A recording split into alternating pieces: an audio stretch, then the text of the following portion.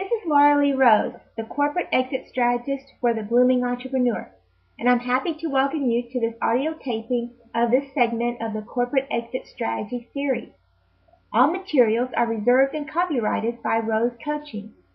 It is unlawful to duplicate this material without expressed permission. To get a copy of this material, please contact me, Laura Rose. Email or not to email? That is the question. Hello, this is Laura Lee Rose, Corporate Exit Strategist for the Blooming Entrepreneur. And I'm a business and life coach that specializes in time management, project management, and work-life balance strategies. Have any of these happened to you? An email is sent at 4 a.m. to tell you that the 8 a.m. meeting for the same day has been changed. You are waiting for your next private lesson and they never show up. When you return home, you find an email sent 1 hour before the class saying that they will not be able to make it. Or you need answers to some important project. You continue to send email requests without success. Your report is late. Email is very convenient, but it's not the best way to communicate time-sensitive information.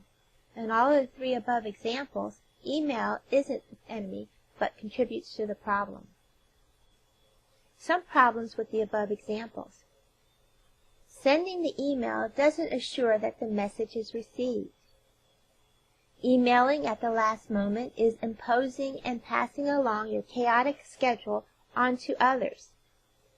Consider that your late notices are the results of your poor planning, not the person's that you just passed it along to with a quick email note.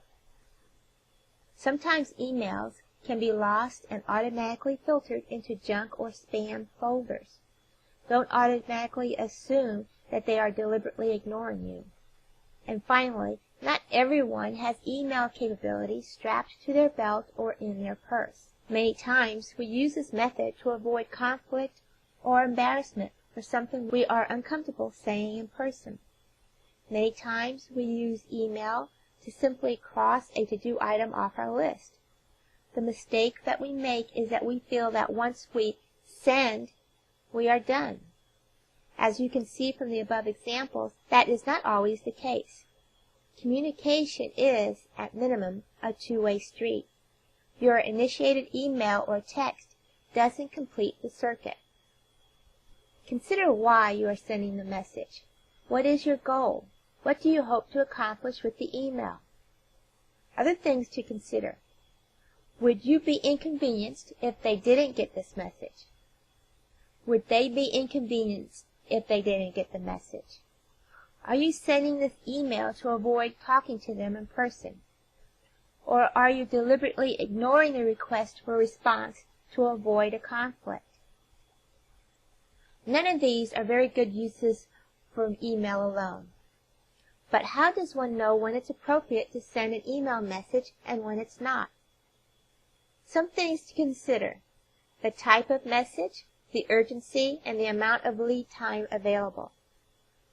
Some good general communication rules. 1. Provide the recipient enough lead time to actually receive and respond. At least 2 business days should do it. If less than 2 days is available, call instead. If 2 days passes without a response, switch to another, more urgent form of communication, preferably by phone or a meeting. This way you can get your response immediately through that interaction. Both email and text is a delayed form of communication. For instance, it's a one-way communication and then you wait minutes, hours, days, weeks for a response. 3. If you're not interested in continuing the relationship, actually respond, "I'm not interested. Please remove me from your subscription list. Please remove me from this project," etc. Ignoring their emails in hopes that they will get the message is neither considerate nor effective. They may be giving you the benefit of the doubt and are assuming that you are not receiving the communications. Once you have explicitly stated that you are not interested and asked for them to stop the communication, then most reasonable people will take you off the project status list. Conclusion. Take the time to put yourself in the other person's shoes. If your positions were reversed, How would you like someone to notify you about a last-moment change?